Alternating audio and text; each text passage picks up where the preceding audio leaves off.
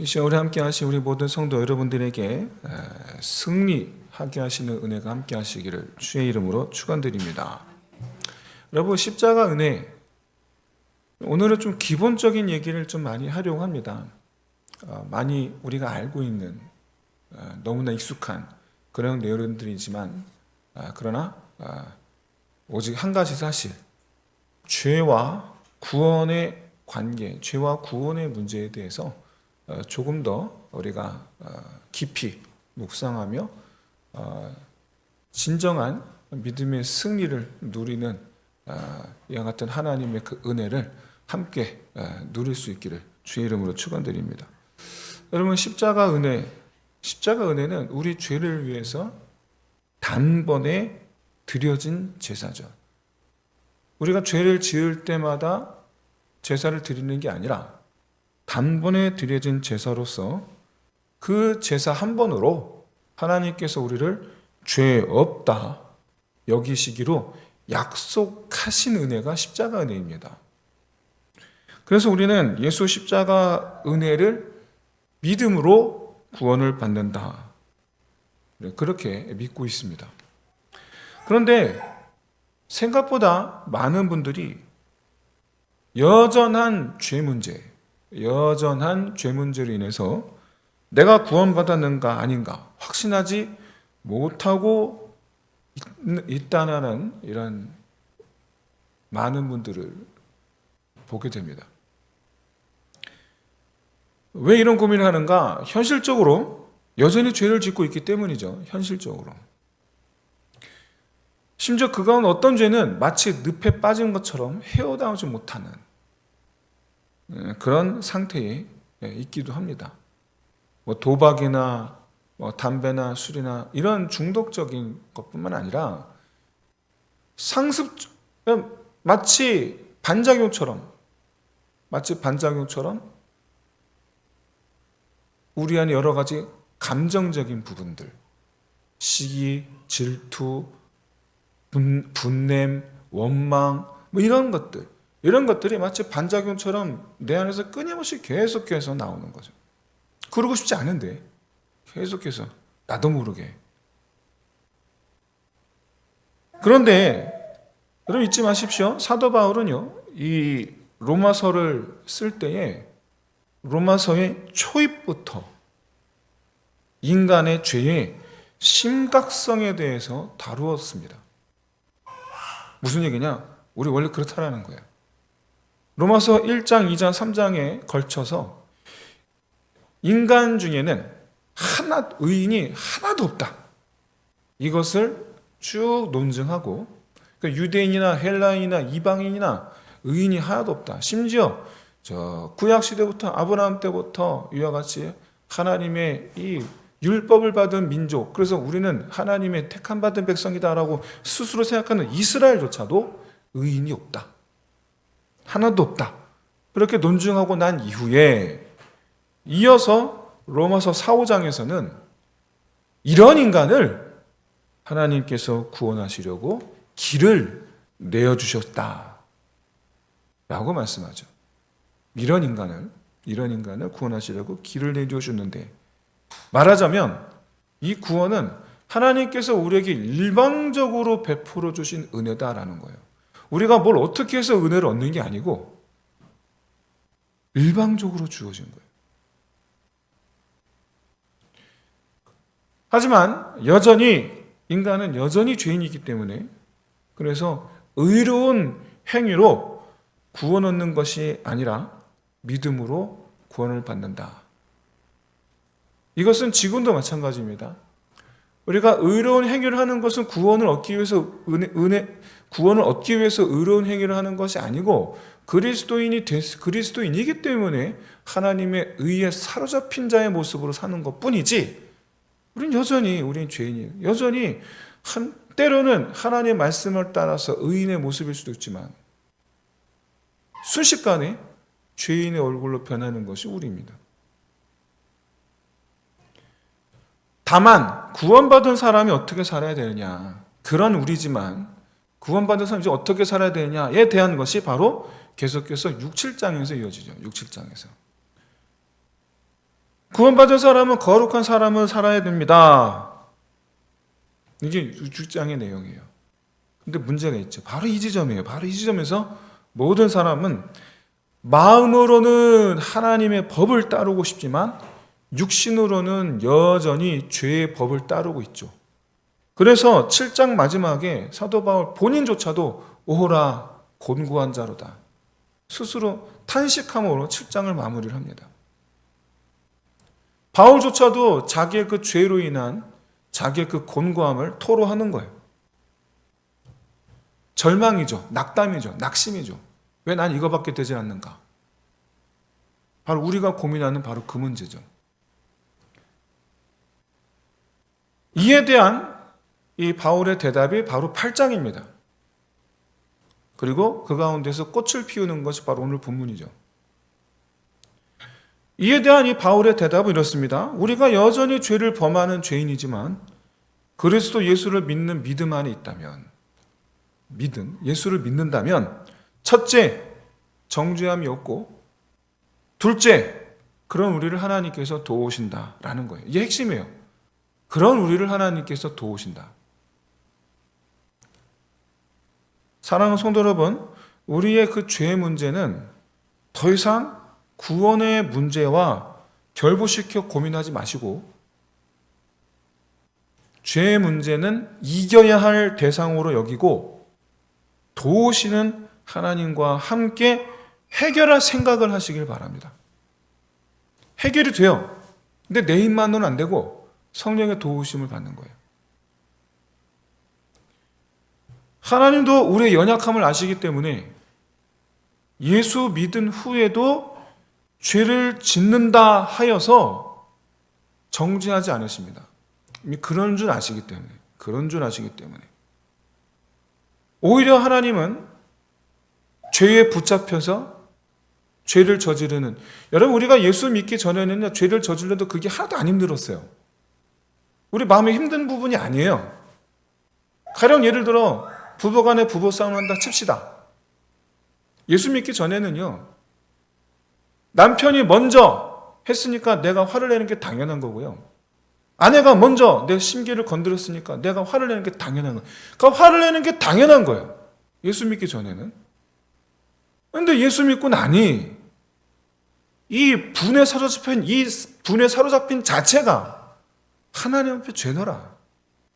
그러니까 예수 믿기 전에는 화를 내는 게 하나도 나는 내가 죄책감이 들 일이 아니었고 당연한 권리처럼 생각을 했는데 예수 믿고 나니까 그게 다 마음에 걸림이 되는 거예요.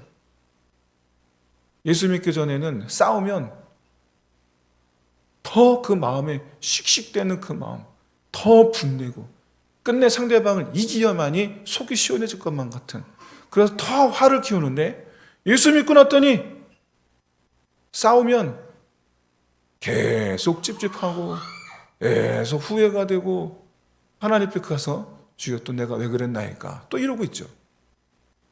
여러분, 예수를 믿었기 때문에 우리가 죄책감을 느끼는 거예요.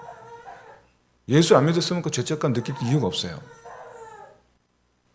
예수 때문에 죄의 무게를 아는 거예요. 예수 아니었으면 그게 죄의 무게인지도 몰랐단 말이에요. 할렐루야. 죄의 무게를 느끼는 것만이, 죄의 무게를 느끼는 것이 오히려 은혜인 것을 깨달으시길 주의 이름 축원드립니다. 괴롭긴 해요. 내가 또 이거 했구나 이러면서 이 죄책감에서 내가 물론 괴롭긴 합니다. 그러나 여러분, 그게 은혜입니다. 왜 은혜인가? 이제 한번 보십시오. 우리의 이 죄의 문제를, 이 죄의 허물을 벗어버리게 하기 위해서 애쓰는 우리, 얼마나 애쓰고 있습니까? 안 하려고 얼마나 애를 씁니까? 애쓰는 그런 우리를 하나님은 그대로 내버려 두시는 게 아니라, 사랑하는 성도 여러분, 꼭 기억하십시오. 성령님을 보내주셨어요. 도우시려고.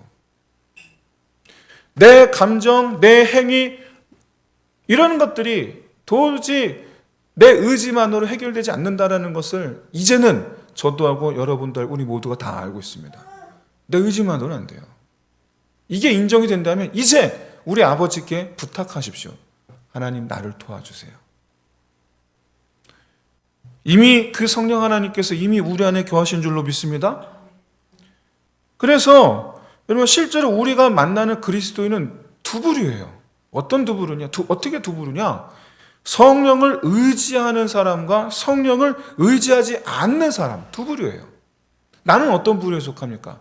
잊지 마십시오. 성령을 의지하고 있는 사람이나 성령을 의지하지 않고 있는 사람이나 성령 하나님 우리 안에 지금 계시다라는 거예요. 그리스도인이라고 한다면.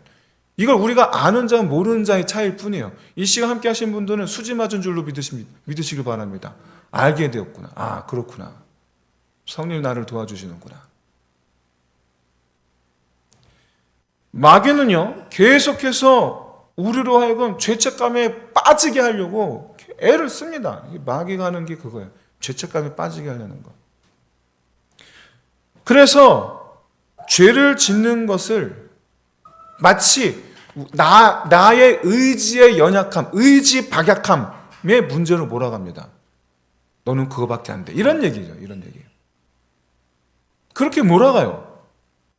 그러나 죄를 짓는 것은 우리의 본성이고 죄를 안 지을 수 있는 방법은 우리의 의지 문제가 아니라 오직 성령 하나님의 도우심밖에 없는 줄로 믿으시기를 바랍니다. 혹시 이 시간 죄 문제로 인하여 고민하는 분이 계십니까? 다 고민하고 계시죠, 뭐. 안 고민하는 분이 어디 있겠어요? 다 고민하죠. 다음에 몇 가지를 꼭 기억하시길 바랍니다. 첫째, 네 가지인데, 첫째, 여러분, 하나님께서 여전히 죄 가운데 있는 우리를, 하나님은 그런 우리를 위하시는 분이시다. 이걸 잊지 마십시오. 죄 짓는 우리를 하나님께서 한심하게 여기시거나 그거밖에 안 되느냐, 이렇게 우리를 그렇게 보시는 것이 아니라 우리를 위하시는 분이라는 거예요. 오히려 불쌍히 여기시고 긍휼히 여기시고 도와주시려고 한다는 거예요. 아니까. 사랑하는 성도 여러분, 아기가 이제 갓 태어난 아기, 맨날 누워있던 아기, 이제 좀 걸음 좀 해보려고 합니다. 여러분 제대로 걷겠어요? 그러니까 엄마 아빠는 어떡합니까? 옆에 있죠. 넘어지면 즉시로 붙잡아 주려고. 근데 언젠가는 걷게 될 거예요. 달리기도 할 거예요. 자, 조금 더 시간 지납니다. 이제 엄마 젖을 떼고 이유식을 먹기 시작하고 나중엔 지가 먹으려고 합니다. 그때 여러분 어떡합니까? 그 음식을 깨끗하게 먹겠습니까? 질질 흘리면서 먹겠습니까? 흘리면서 먹죠. 그거 당연한 거예요. 엄마 아빠는 어떡합니까? 옆에 딱 붙어서 또 닦아주고 넣어주고. 그러나 언젠가는 자기 스스로 잘 먹을 거예요. 하나님 우리 연약함을 아시는 분이신 것을 믿으시기를 주의는 축원드립니다. 그렇기 때문에 하나님은, 우리 아버지는 우리를 도우시려고 옆에 계신 분이에요. 그런데 이렇게 하나님이 우리를 위하시는데 누가 감히 구원의 자리에 있는 우리를 끌어내릴 수가 있겠어요? 너는 그거밖에 안 된다 그러면서. 누가 우리를 끌어내리겠어요?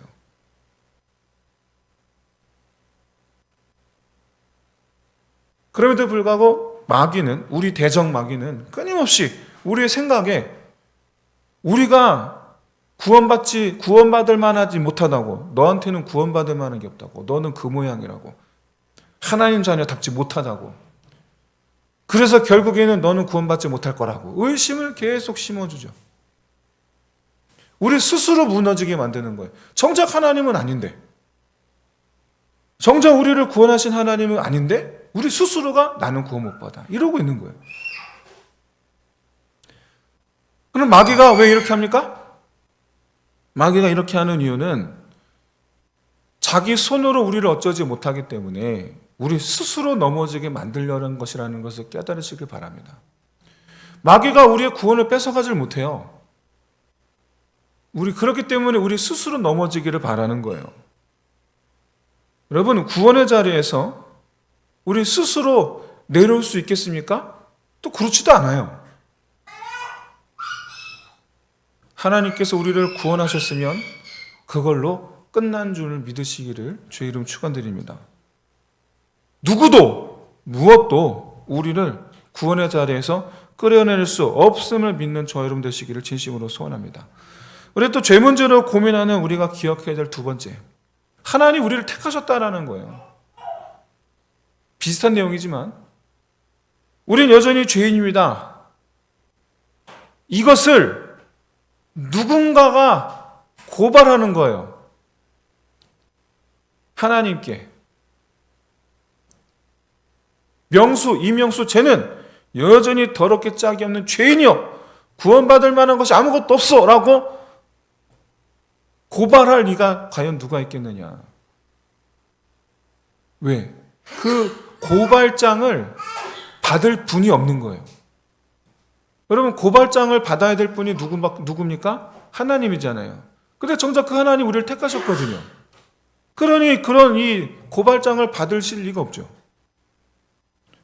오히려 하나님 우리를 택하여 뭐라고 부르셨습니까? 의롭다 여기셨다라는 거예요. 우리를 택하여 부르사 의롭다 여기셨다. 정작 심판하실 분이 우리를 택하여 부르사 의롭다 하시는데 누가 그 심판을 주관할 분에게 저 사람 죄인이라고 고발장을 느꼈어요? 안 받습니다. 우리가 여러분 구원받느냐 못 받느냐는 우리가 의인이냐 죄인이냐에 달려있는 것이 아니고 하나님께서 우리를 의롭다 여기시느냐 아니면 죄인으로 여기시느냐에 달려있음을 여러분 깨달으시길 바랍니다. 나한테 달려있는 게 아니에요. 하나님께 달려있는 거지. 우리가 죄 문제를 해서 고민을 하든 말든 상관없이 하나님은 이미 우리를 의롭다 여기고 계심을 믿으시기를 진심으로 소원합니다. 그러면 이 말은 우리가 그러면 계속해서 죄를 지어도 된다는 얘기입니까? 상관없다는 얘기입니까? 앞서 말씀드렸다시피 예수 그리스도를 믿으면 우리가 그 은혜로 말미암아 우리가 죄인임을 깨달았기에 그 십자가 은혜를 우리가 받은 거 아닙니까? 우리가 죄인임을 우리가 스스로가 알아요. 우리가 죄 문제를 우리가 죄인임을 알아요. 죄에 민감해질 수밖에 없어요. 죄 의식이 살아나요. 십자가 은혜로 우리가 죄인임을 알기에 그래서 죄책감을 느끼고 그래서 힘들어하는 거예요. 만약에 여러분 십자가 은혜 아니었으면 죄 속에서 행복해하면서 살았을 거예요. 우리가 십자가 은혜로 우리 자신이 죄인임을 알았고 그래서 십자가 은혜를 받은 이후에 그 이후에는 죄에 대하여 민감해져서 우리는 날마다 십자가 은혜를 필요로 하는 존재가 되었다라는 것을 믿으시기를 소원합니다. 우리는 십자가 은혜를 필요로 하는 존재가 된 겁니다. 여러분 이걸 잊지 마세요. 안 믿는 사람은 죄를 죄로 여기지 않지만 우리는 예수 십자가 예수 은혜로 말미암아 오히려 우리가 죄인됨을 알았으니 무엇이 죄인지 내가 얼마나 큰 죄인인지를 잘 알기에 우리는 이런 우리가 가장 필요로 하는 것은 십자가밖에 없다. 여러분 그리스도인은요 날마다 십자가를 찾는 사람이 그리스도인이에요. 그래서 여러분 죄 문제는 고민하지 마시고 그냥 십자가 앞에 가시면 돼요. 날마다 사도 바울의 말처럼. 왜 죄 문제로 고민하는 성도들이 기억해야 될 세 번째 그건 바로 뭐냐면 실제로는 나를 죄인이라고 정죄할 리가 아무도 없다라는 거예요. 실제로는 아무도 없다라는 거예요. 여러분 심지어 마귀도 우리 보고 죄인이라고 정죄할 수가 없습니다. 정죄가 무슨 뜻이죠? 정죄가 너는 죄인이야 라고 정해지는 것을 그게 정죄죠. 물론 마귀는 우리에게 너는 죄인이야 라고 우리를 시험합니다. 하지만 그렇다고 해서 마귀가 하나님께 대하여 우리는 죄인이라고 하나님께 대하여 참소하지 못합니다. 왜 그러느냐? 하나님 우편에 예수님께서 계시기 때문이에요.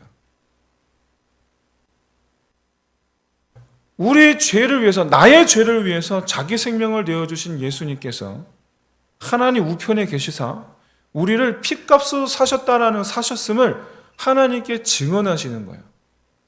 그 누가 그걸 우리를 정죄하겠습니까? 정죄해봐야 예수님 하나님 우편에 예수님께서 계속 보증하시는데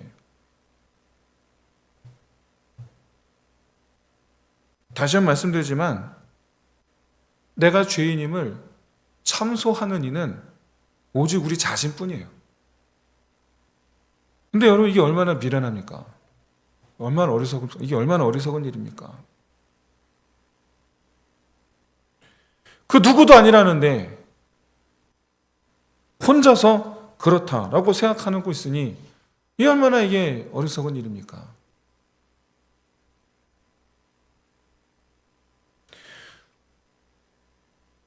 우린 여전히 죄 가운데 있습니다. 그런데 그 죄 문제는 우리를 도우시는 성령님과 함께 싸우는 대상일 뿐이지 그 죄 문제가 우리를 하나님으로부터 끊을 수 없다라는 것을 여러분 믿으시길 바랍니다. 지금 현재 나의 죄 문제가 하나님으로부터 우리를 끊을 수 없다. 이게 바로 우리가 기억해야 될 네 번째예요. 바울 시대의 이 로마의 이 상황은 성도들이 생명의 위협을 받고 있었습니다. 이런 상황 속에서는 모든 성도들이 영적으로 믿음이 흔들릴 수밖에 없죠.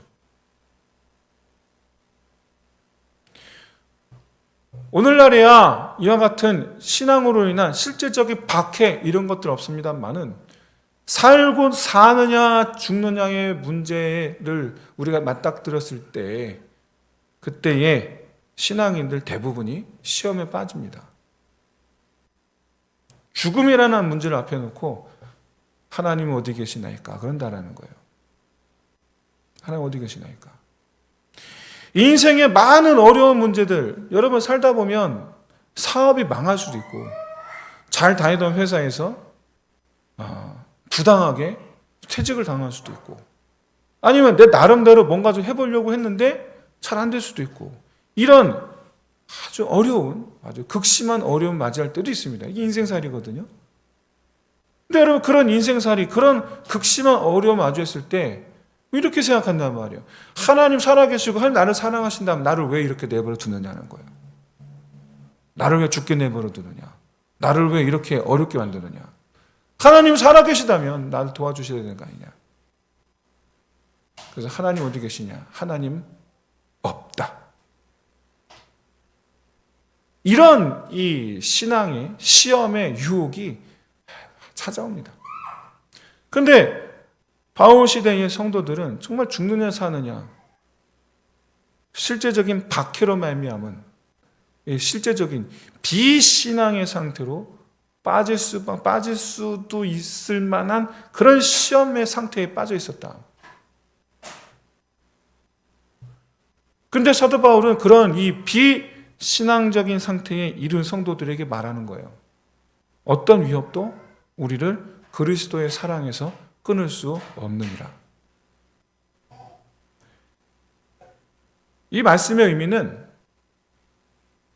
생명의 위협을 받는 그런 상황들이 그리스도의 관계를 끊을 수 없다라는 의미예요. 그렇기 때문에 그런 상황에서 받는 시험, 그런 시험을 그리스도를 사랑하는 사랑으로 넉넉히 이길 수 있다라는 얘기예요. 사랑하는 성도 여러분, 우리 신앙의 목적이 영원한 생명이 있으시길 진심으로 소원합니다. 여러분, 우리 신앙의 목적이 이 세상이라고 한다면 여러분, 우리가 구원을 고민할 이유가 없잖아요. 우리가 믿음. 그래서 우리가 구원받음. 왜 우리에게 구원받음이 왜 중요합니까? 죽고 난 다음이잖아요. 죽고 난 다음. 우리는 죽음 너머를 바라보는 사람들이라는 거예요. 그런데 지금 이 세상에서의 죽음의 문제로 인해서 흔들려서는 안 된다라는 얘기예요. 그 얘기는. 구원받기를 소망한다라는 것은 죽음을 두려워하는 것이 아니라 영원한 생명을 소망하는 것이다. 그런 의미인 거예요. 여러분 믿지 마십시오. 우리 그리스도인은요. 구원을 바라고 소망하는 사람들입니다. 그러니까 죽음 이후를 준비하는 사람들이 그리스도인이에요. 죽음 이후를 준비하십시오. 이 세상에서의 그런 이 환난과 어려움과 괴로움과 고통과 이것들로 인해서 시험들 문제가 아니라 그런 것들에 너머의 것을 소망하는 것이 우리 그리스도인이라는 거예요. 여러분, 그렇기 때문에 이 세상에서의 모든 생명의 위협에 대해서 우리는 더욱더 그리스도를 사랑함으로 넉넉히 이길 수가 있지요. 지금 이 시간도요. 수단에서는 그리스도인들이 처형당하고 있습니다. 아시죠? 지금 남수단과 남북으로 갈려서 지금 서로 총질하고 난리입니다. 지금 수단이. 근데 거기서 이슬람 세력이 정치적으로 남북으로 싸우고 있는데 그걸 빌미로 이슬람이 상대방 진영의 기독교인들을 청소하듯 죽이고 다닙니다. 그런데 그리스도인들이 그 지역의 그리스도인들이 죽음을 피하지 않는다라는 거예요. 왜? 그들은 구원을 소망하기 때문이에요. 구원을 소망하기 때문에 순교를 피하지 않는 거예요.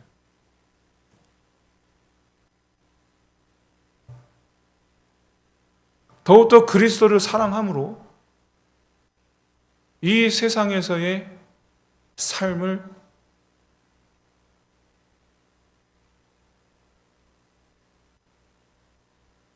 소망하는 것이 아닌 앞으로 임할 영원한 하나님 나라를 소망하기에 기꺼이 그리스도를 사랑함으로 이 세상의 것을 포기할 수 있었던 거예요. 승리죠. 믿음을 지켜낸. 사단마귀는 우리의 구원을 빼앗아가는, 우리의 이 믿음을 빼앗아가려는 이 싸움을 우리에게 계속 겁니다. 영적 전쟁이에요. 여러분, 영적 전쟁의 이유가 뭔지 아십니까? 우리 믿음을 뺏어가려는 거거든요. 우리를 쓰러뜨리려는 거예요. 이 싸움에서 이기는 승리인 거예요. 우리는 비록 저 수단에 그리스도인들의 순교당한 이들, 물론 우리 육신의 눈으로 볼 때에는 죽은 것으로 끝났지만, 그러나 그들은 하나님 나라, 앞으로 장차 임할 하나님 나라에 부활하여 소위 말하는 그리스도의 영광에 참여한 자들이 되어 있는 줄로 믿으시기를 진심으로 소원합니다.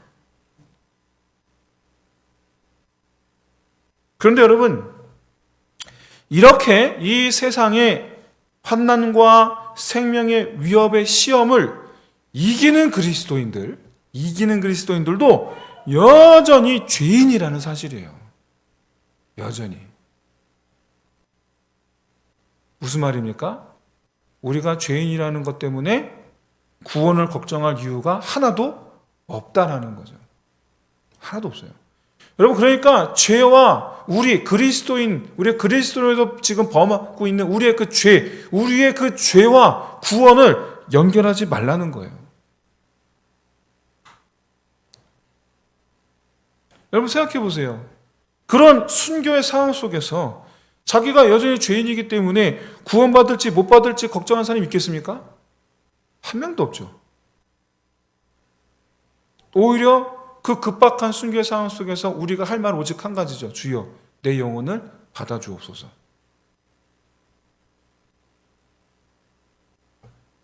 그저 우리의 생명을 하나님께 내어 맡기고 그리스도를 소망하는 마음으로 그 환난의 때에 믿음을 지키는 일, 그에 오직 최선을 다할 뿐이겠죠.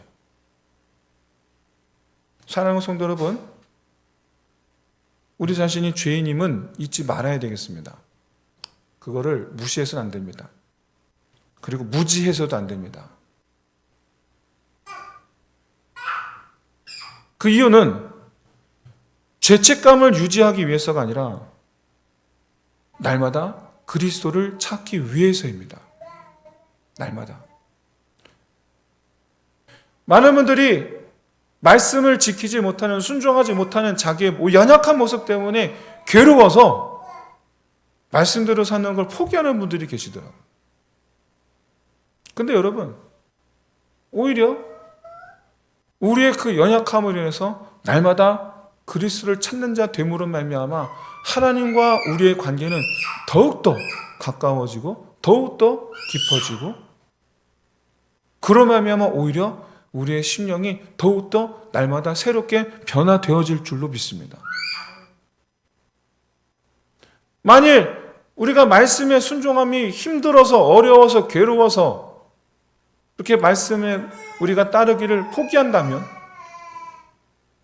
그만큼 하나님과 우리의 관계도 멀어지는 거죠. 왜? 하나님을 안 찾으니까. 안 찾으니까. 여러분, 우리가 십자가 앞에 서는 것은 죄 씻음 받기 위해서이기도 하지만 그보다는 씻음 받고 그리스도와 연합하기 위해서임을 믿으시기를 소원합니다. 십자가 앞에 나아가는 건 죄 씻음 받기 위해서, 용서받기 위한 것이 그게 목적이 아니에요. 그리스도와 연합하기 위한 거예요. 그렇게 해서 우리 자신이 예수 그리스도께 속한 자 되어서 매 순간 우리를 도우시는 성령님 의지하여 매 순간 우리가 맞닥뜨리는 죄와 싸우기를 힘쓰는 그런 저와 여러분 되시기를 주의 이름으로 축원드립니다.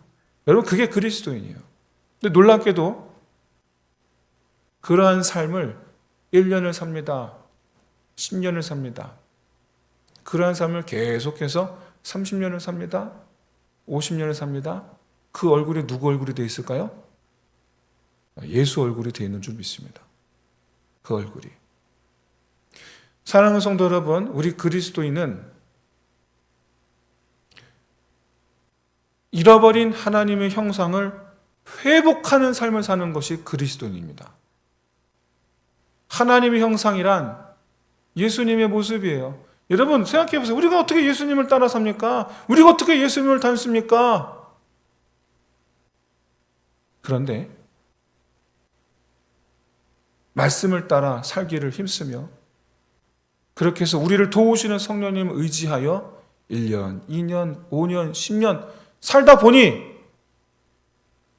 그렇게 말씀을 따르는 자, 다시 말씀드려서 하나님 예수 그리스도를 닮아 있는 자가 될 수 있음을 여러분 믿으시기를 진심으로 소원합니다.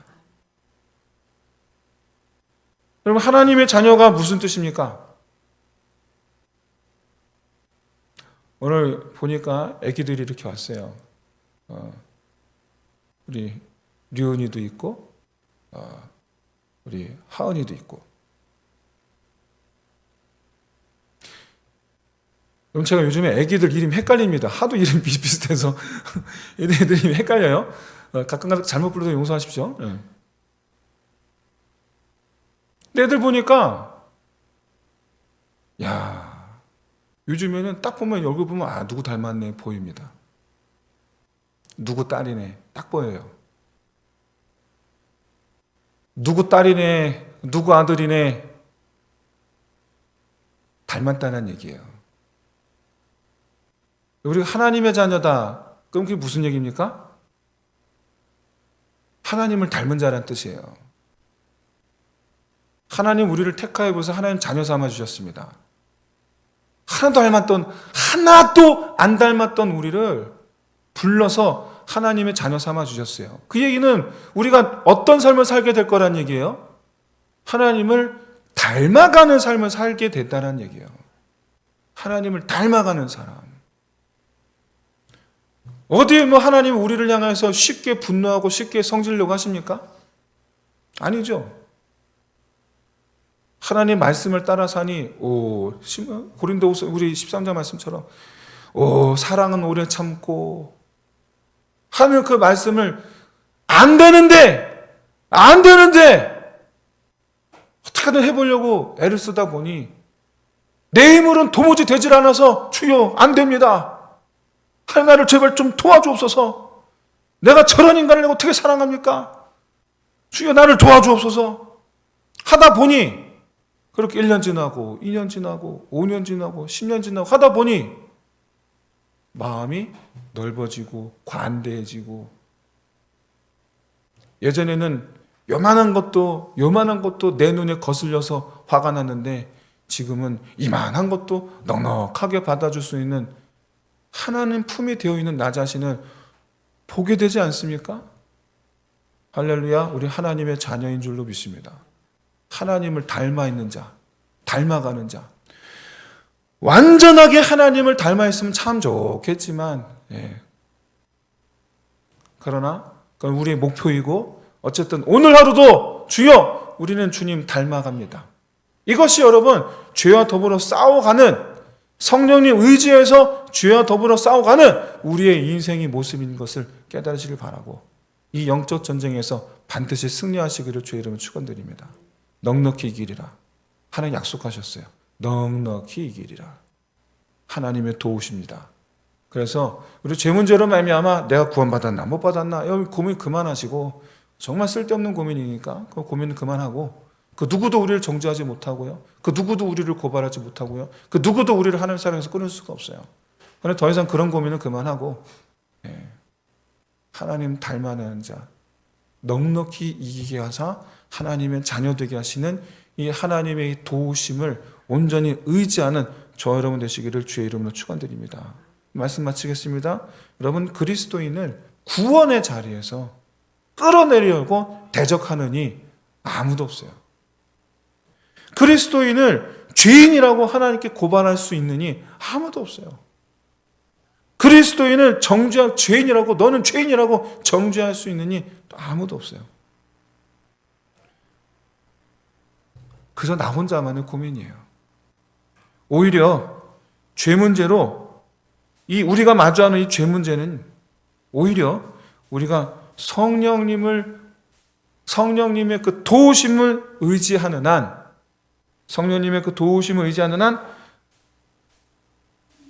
아무런 우리 구원과 아무런 그런 상관이 없다.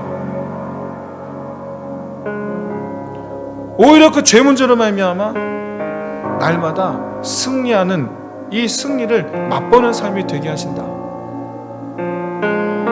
사랑하는 성도, 오늘 이 시간 우리 말씀 붙잡고 기도합시다.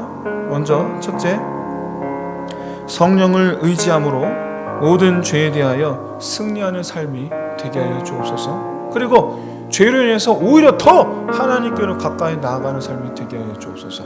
끝으로 이 세상의 환난에 우리 믿음 흔들리지 말고 천국 소망함으로 이 모든 세상의 환난 속에서 우리 믿음을 지켜 승리하게 하여 주옵소서. 우리 말씀 붙잡고 우리 함께 기도하겠습니다.